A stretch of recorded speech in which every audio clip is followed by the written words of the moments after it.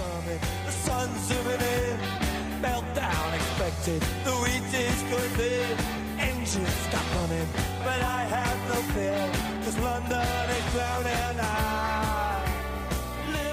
Hello, everybody, and welcome to the By the Minute Arsenal podcast, our first attempt at a monthly podcast. We're going to be looking back at the month of August and forward to September. We haven't done this before. We had the preview, which was sort of a bit along these lines, but a preview was a preview, so it doesn't really count. This is our first proper stab.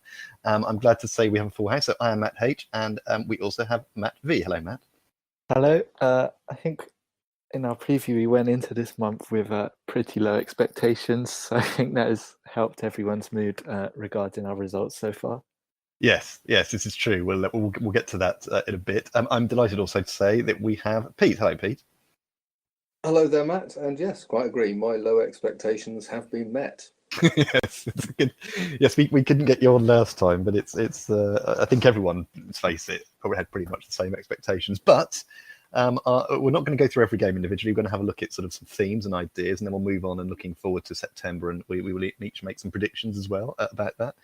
There's quite a bit of news going on. There's the Europa League draws happened this week as well, and the League Cup draw as well, of course. So we've got all that to look at. We will do a very quick rundown of the results from last month. We lost at home to City in the opening day of the season. We then lost away at Chelsea.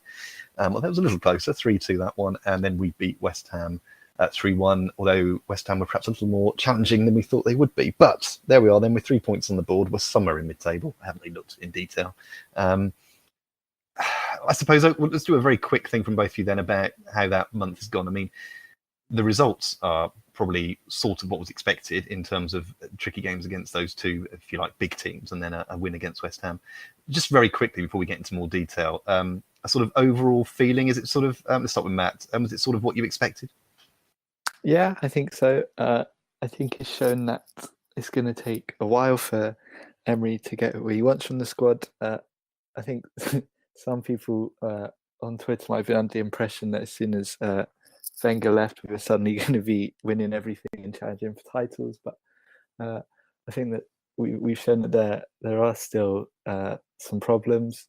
Against City, we were sort of comfortably beaten, but I think that's what we expected. Chelsea was pretty close, and there was some real positives there. And then you'd expect us to beat West Ham at home. So I think if you look at it before the season, 3 points is about what we expected. And I think you can see game on game there are some improvements, and there are more signs of what Emery wants from the squad in terms of pressing, passing out from the back. But yeah, there's still a lot to work on, particularly in defence, I think.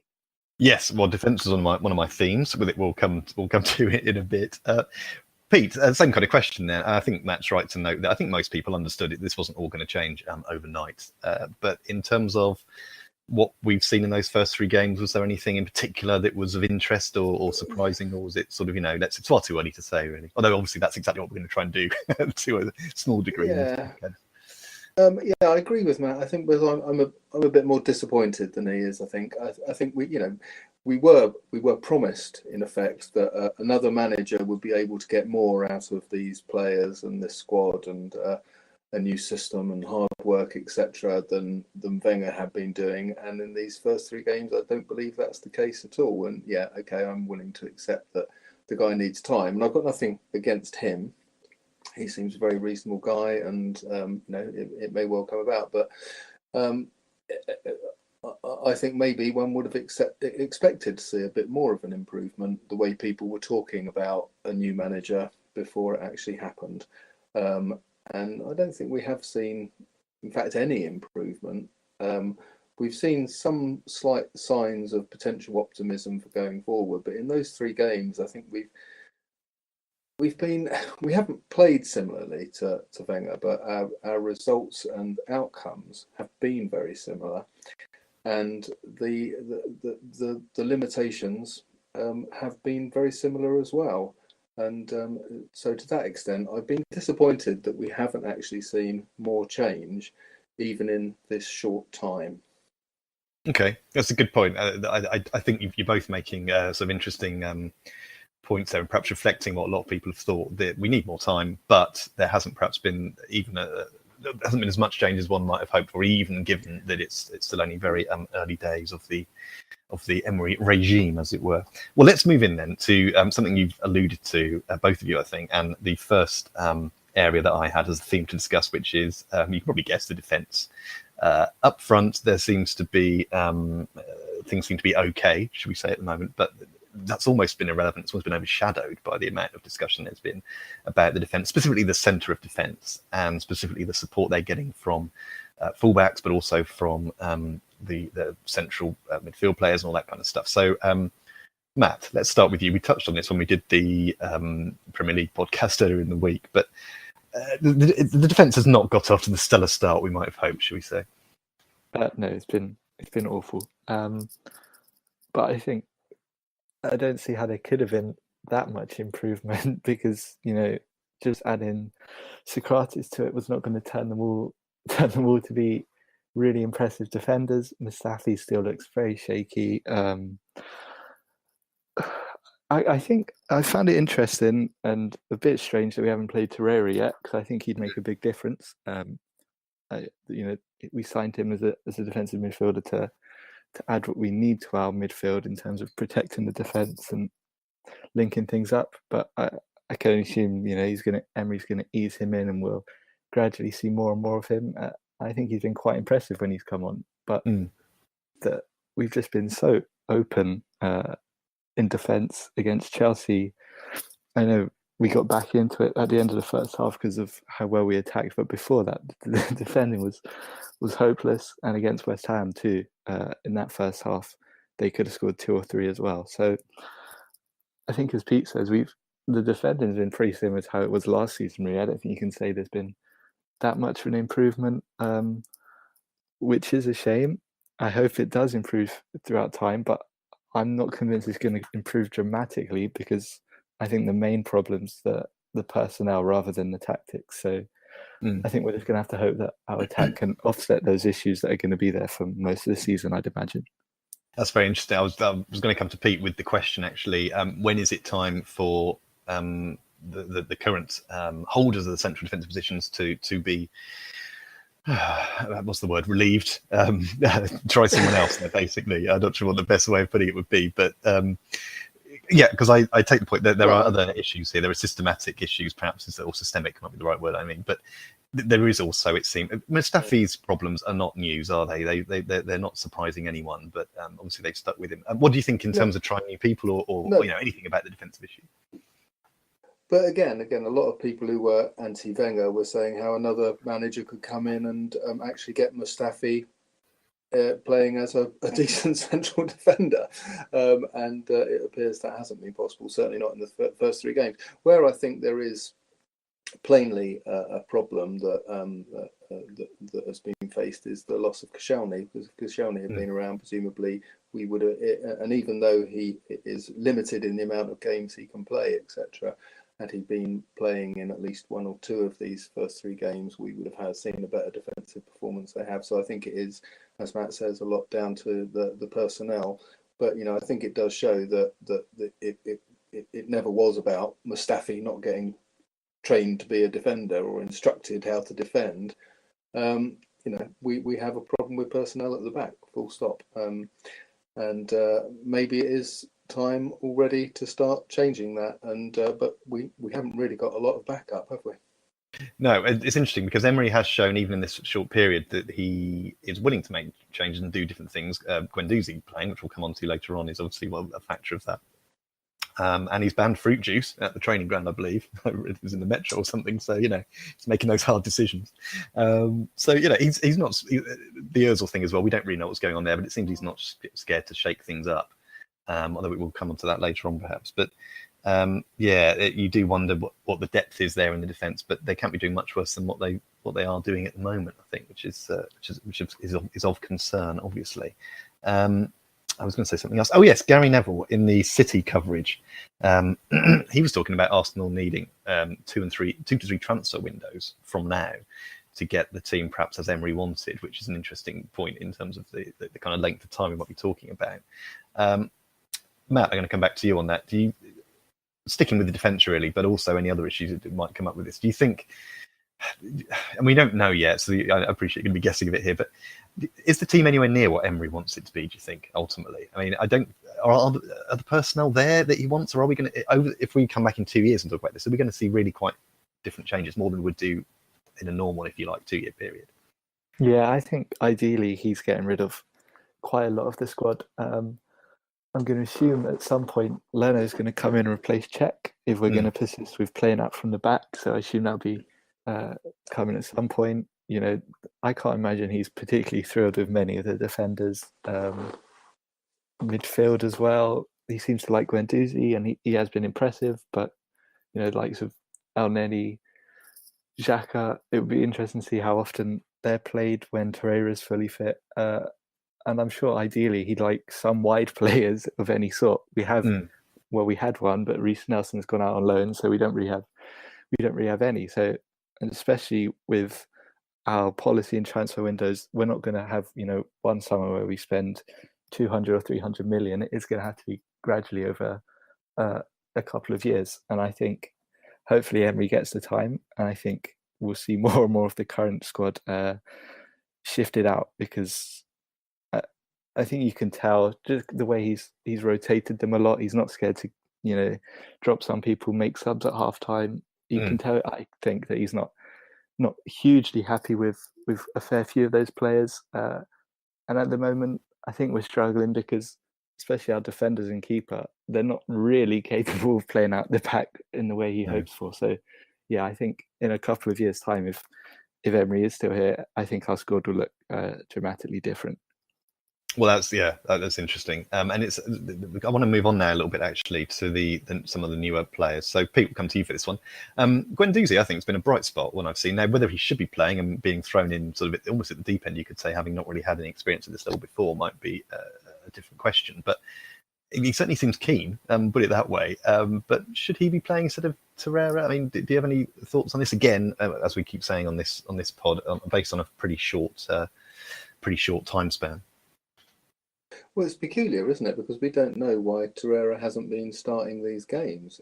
Whether it's about fitness after coming back from the World Cup late, or if it's actually that he's preferring Guendouzi, and maybe we'll find out tomorrow if this might be Torreira's first start, and whether it was about fitness or whether it's actually just about, no, actually this is the partnership I want to see prosper. It seemed to me almost about a lot of these first games, it's almost that he's still trying things out. It's almost like it's still pre-season for Emery in some ways, that he's still trying to find his best squad, his best team, and his best combinations. And he's obviously been rating Guendouzi up to now, and I think we all have. We've been thinking this is a guy who's come in, looks enthusiastic, works hard. Is actually pretty talented as well, and you know he's made a couple of mistakes, and which he got quite a lot of abuse for in the first game, but he stuck with him, and he seems, the best side of him continues to come out. Really, it was, but as we saw in the last game, it was probably his removal and the introduction of Torreira that really saw us starting to have a much better shape and play.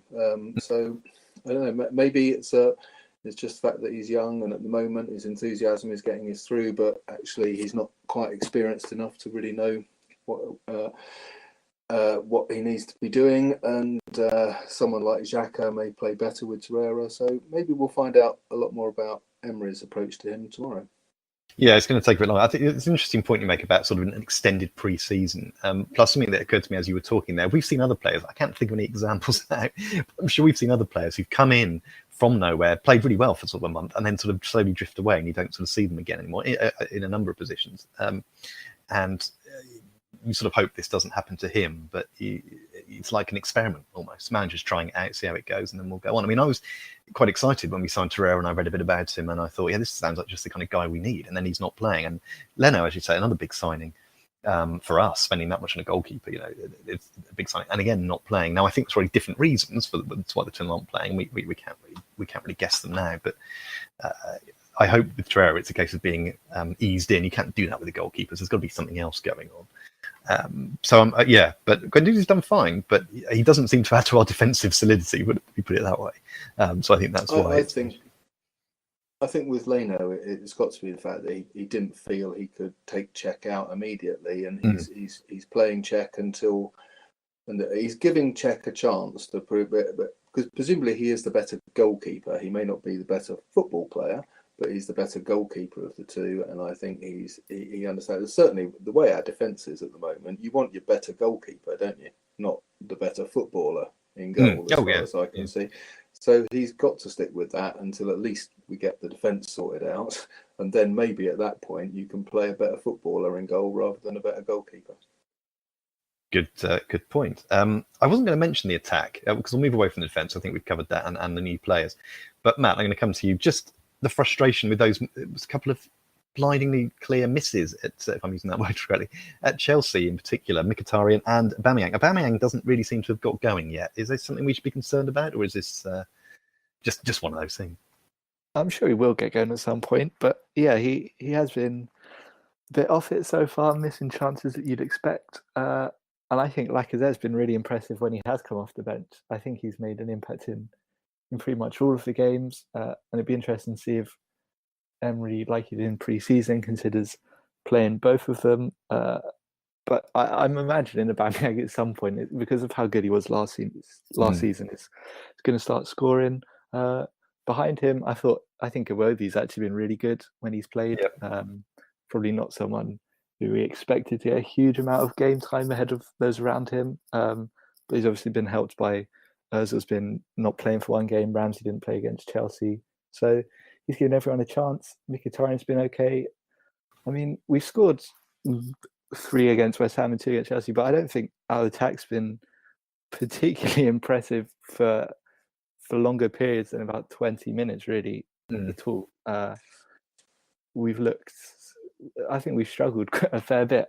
Obviously, we saved ourselves against Chelsea briefly at the end of the first half, and against West Ham, we gradually improved. But yeah, we don't look as fluid going forward yet. But again, I guess we just hope that's something that comes with time.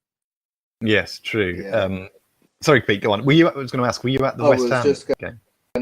I was just going to totally agree with that about there's something about our attacking play that's just not as fluid as it was, and that's getting used to a new system, I guess. But at the moment, it really is.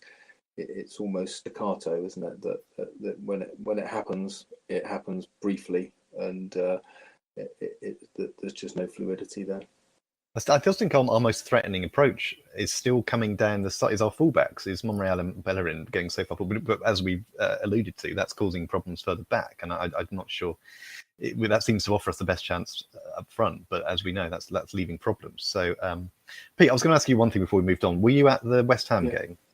Indeed, yes.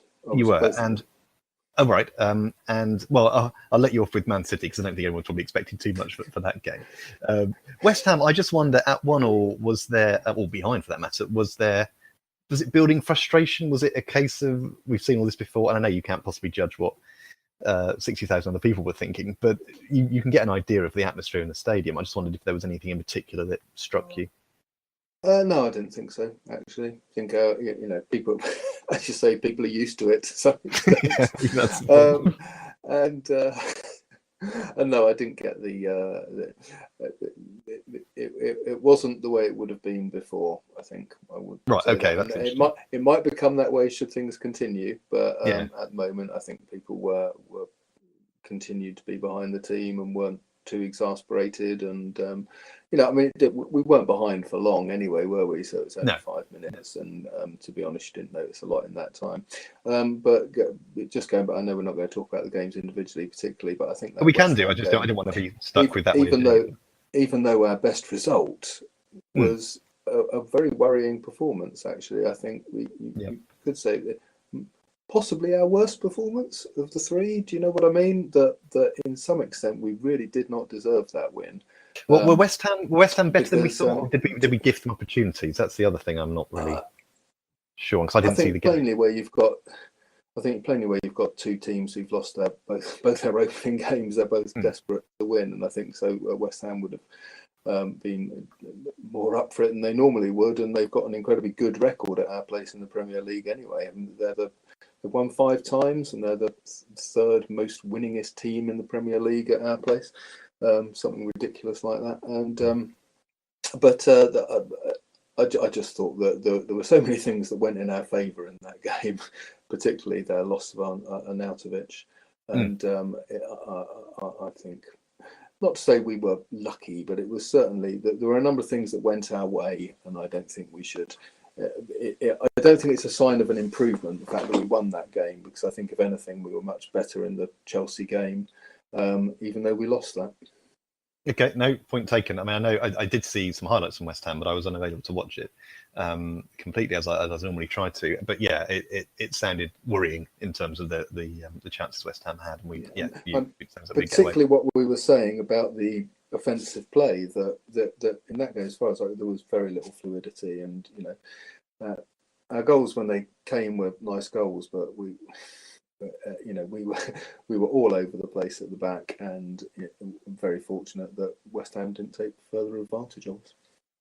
All right, great. We're going to move on in a minute to looking ahead to next games, but I think it would be remiss of us not to at least mention Mesut Ozil. Now, there was some discussion that he had a falling out with the manager, stormed out of training. I can't imagine Ozil storming out of anything, to be honest. It sounds like a bit too much energy. Well, he snivelled out of training, I imagine.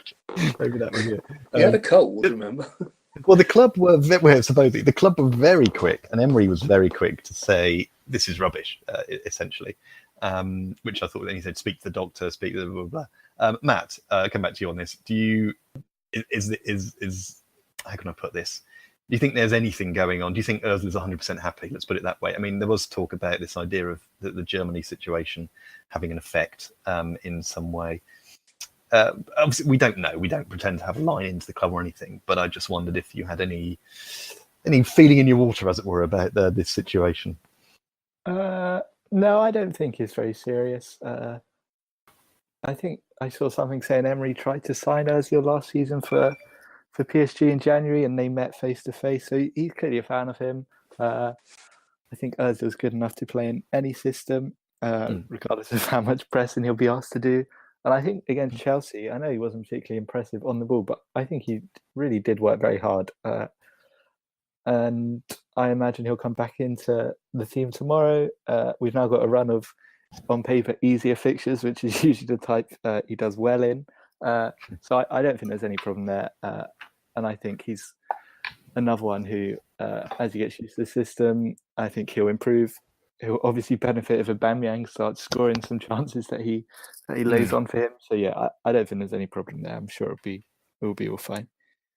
Yeah, I think one of the things that surprised me is Arsenal just doesn't have this kind of story. Is really we've, for whatever reason, good or bad, we've managed to avoid this kind of problem over the past few years. So I think that was quite surprising. Even if there's nothing to it at all, we didn't really used to get these kind of things very much anyway. So that was slightly surprising. But my computer's making a funny noise. Pete, we'll move on. But any thoughts on this, or is it like Matt, wait and see? But we don't necessarily have any major concerns about this. Don't really care either way. I imagine, as you say, it's quite sort of fun to see something interesting happen that we've never heard of before. But whether it happened or not is we don't know, and doesn't look like Ozil's going to leave anytime soon. No. And it doesn't look like he's going to stop playing anytime soon, unless the manager really doesn't. I mean, he's going to have to really not fancy him not to play someone who you pay 350 grand to every week. Yeah. To drop him for every game. So again, it could be another interesting one to see tomorrow as to when he comes back and when he starts playing for us again. But I imagine we will see him again pretty soon. I think it would be nice the next time we saw him if he was on the subs bench, actually, because maybe he does need a little bit of I think I agree with Matt. He has been playing quite well in the first couple of games and working hard anyway. And maybe not everything he was trying was coming off, but he certainly looked like he was working hard, and maybe Emery just wanted to take him out of the action for at least a game, or if it wasn't just honestly being sick, which he certainly has been before. So, but not generally for home games. So I just really don't care. I'm sure he'll be back soon enough, and hopefully he'll get back to his best. All right, a watching brief on that one. Then we'll see what happens, which might be a good way to describe the whole month. Actually, we'll see where we are. Right, we will pause there for a second and be back in a moment. How would you like a free case of craft beer? Well, as a listener to our show, we'd like to thank you for listening with the help of our friends at beer52.com. Just go to beer52.com/bytheminute to claim a free case. Beer52 is the world's most popular monthly craft beer discovery club, searching out incredible and exclusive small batch craft beers from the world's greatest breweries and bringing them back for their members. There's a whole world of craft beer out there, and this is your chance to get on board with discovering it. Every month focuses on a new country or theme, and if you sign up now, you'll get the chance to try a case of the best of British craft beers as part of their Summer Bangers selection for free, featuring the country's best craft brewers such as Northern Monk, Ilkley, Red Willow and Thornbridge. You'll be able to read all about the beers and learn more about how they are made in the 100-page Ferment magazine included in the box. As a listener of our show, you can try your first case for free. Just pay £2.95 postage. That's 8 incredible craft beers, Ferment magazine and a snack delivered with a free next day shipping. It's a no-brainer. There's no minimum commitment. You can take the free case, try the beers and see what you think. If it's not for you, you can pause, cancel anytime. Beer52 has a 5-star rating on Trustpilot, so it's easy to see that their members love the service. We deliver 8 craft beers, the award-winning Ferment magazine and a tasty snack with different themes every month. Past themes have included California, Norway, Belgium, Amsterdam and even Norway, to name a few.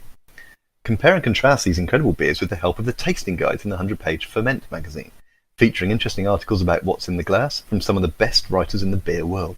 Don't like dark beers? You can tailor the box to your preferences. You can also rate and review all the beers you've collected on our website. Rated 9.2 on Trustpilot, young UK startup Beer52 is now the largest craft beer club in the world. 1 per household, new customers only, part of a monthly subscription with no minimum commitment. If you choose to stay, you will be delivered 8 craft beers, Ferment magazine and a snack with free delivery for just £24. Full terms at beer52.com/terms. Just visit www.beer52.com/bytheminute and claim your free case today. Right then, well, let's carry on and look at very briefly the cup draws that have taken place this week. So in the League Cup, we are at home to Brentford, and in the Europa League group, we are playing Sporting Lisbon, the biggest name biggest other name, I should say, in our group, along with Qarabag and with Vorskal Poltava. I may have said that terribly, from Azerbaijan and Ukraine, respectively. Obviously, we probably can't go into great detail on any of this stuff. Matt, any thoughts on either of those draws? The Brentford game is actually later this month, and the Europa League also starts this month, quite soon, actually. Yeah, I didn't particularly mind who we got in the Europa League draw, as long as there wasn't much travelling. And then we went and got a team from Azerbaijan and one from Ukraine. It doesn't really matter. I imagine we're going to see a lot of rotation. I think our longest trip is Carabao, but then before and after that we're playing Watford at home and Fulham away, so there's not too much travelling there. And I think we might be playing, I read, Tottenham at home after we go to Ukraine, so I imagine we'll see a lot of rotation there. So I don't think it matters too much, as long as we're not playing the first team. But then I don't see any reason why we would, with the greatest respect to Qarabag and the other one. I'm not sure you can say the greatest respect and then forget their name. It doesn't really work. No, but Vorskal Poltava. Now, yeah, I've watched quite a lot of football from lots of places, and I've not had the pleasure of hearing about them before, so that'll be an experience. Pete, same for you then. Any thoughts on, maybe you know more about Brentford? Would you like to come in? I was going to say, mostly, I found the most annoying thing about it was the fact that it now means we've got 3 home games in a week at the end of September. So, it's quite irritating. In fact, 4 home games in a week, in a week and a half. I find that extremely annoying. But yes, there you go. It could have been a bit kinder to us, could have at least given us a away game first and maybe an away game in the Carabao Cup as well. I'm going to get confused also between Carabao and Qarabag. You want to make sure which competition we're playing in and what team we're playing. If you're travelling there, you need to get that clarified, because either it's just off the M25 or it's about 1,000 miles away. So it's got to. But in general, I'm very happy with our draw in a competition that I'm not particularly interested in. other than if we win it. Well, so you're not, but I think Emery may well be, of course, given his. Well, this is the question, and I wonder if anyone can help me here. What I've been trying to find out. I mean, yes, obviously Emery has a very good record in this cup, and people have been talking about the UEFA Cup progress in potential that we will play the way Wenger has in the past, that play reserve teams and youthful teams in these games, Europa League games. Now, do we know if Emery has done that in the past when he's played in the Europa League, or has he played a strong team in it? I have no idea, to be honest, and I think even what he did before may not particularly what's the word, sort of tell us what he's going to do here, because he's probably I'm assuming he's got more resources at his fingertips here, so he might have more options to rotate, which perhaps he didn't have in Sphere. I don't actually know, to be honest. Matt, do you have any ideas? No, I'm afraid not. No, well then we'll move on. But you make a good point. Next time we'll know. We'll find out. I'll find out by next time. All right, there we go. There's a project for you. Right. Well, let's move on then to September. And we're not going to go through every game, but I will just list the ones we've got. So from having 3 in August, we've now got 6 games in September, even though there's an international break in there. So we are away at Cardiff tomorrow. We are then away at Newcastle in a couple of weeks. Then we start our Europa League campaign at home to Wolfsgar on the 20th. We're then at home to Everton on the 23rd. Again, this is the run that Pete was leading to. And then at home on the following Wednesday to Brentford. And we finish the month against high-flying Watford with a 3 o'clock Saturday kickoff. That can't be right. Apparently it is. So there we go. We're not going to go through each of those games. I think what we might do is see if there's one that anyone would like to discuss, and also get from you both predictions. So the rules this time are: you can pick any game you want, and you can pick any score. We can pick the same game, different games, doesn't matter. I'll go first because I've already done it. I'm going to go for us beating Newcastle 2-0 away. And I'm currently leading the competition with a grand total of 1 point, because we did beat West Ham, whereas you both thought we'd draw against Chelsea for Matt and Man City for Pete, and of course we didn't quite manage that. So I'm going for 2-0 at Newcastle. I just think we have a decent record there. It's not the last game of the season, and it won't deny Spurs anything, but Newcastle, I think, are having some issues. So that's what I'm going to go for. So let's go to Matt. Anything you'd like to pick out what's coming up, and prediction, please? I'll go for the Everton game at home. Everton seem to score quite a lot when they're not headbutting people. They've been quite impressive, but they also concede just as many by the look of things. So I will go for us to beat them 3-1. And I imagine Walcott will inevitably score that one, but hopefully also miss loads of chances. So yeah, I'll go us to beat Everton 3-1 at home.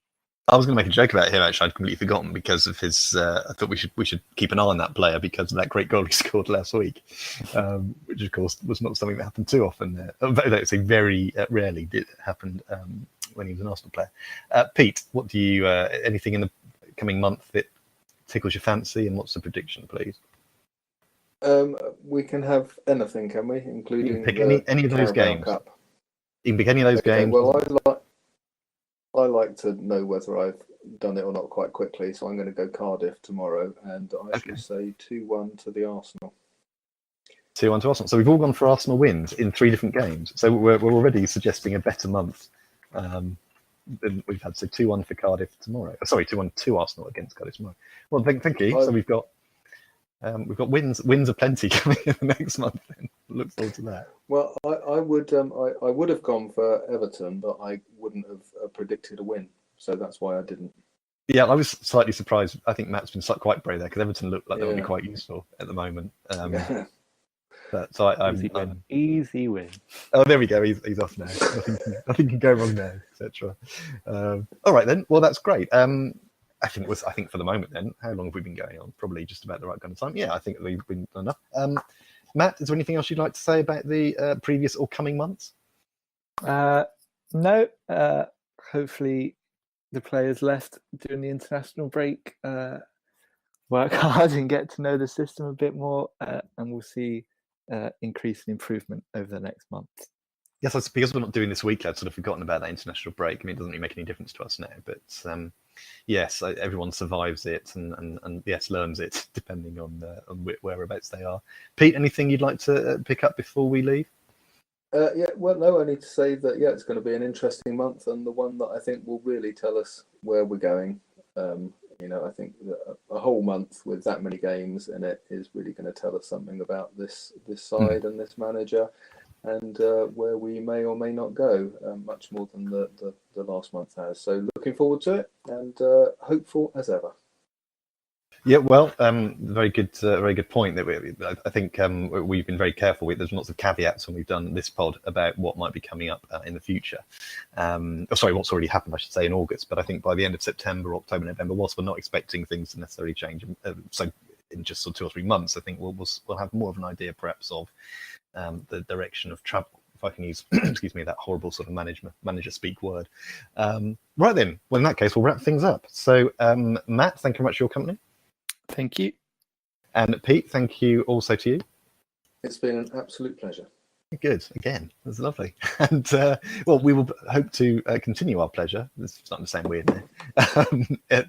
We'll be back at the end of September, start of October, whenever we can find a spot between the Watford game and whatever the one after that is. So until then, thank you very much for listening, and we'll speak to you soon. Take care. Bye-bye.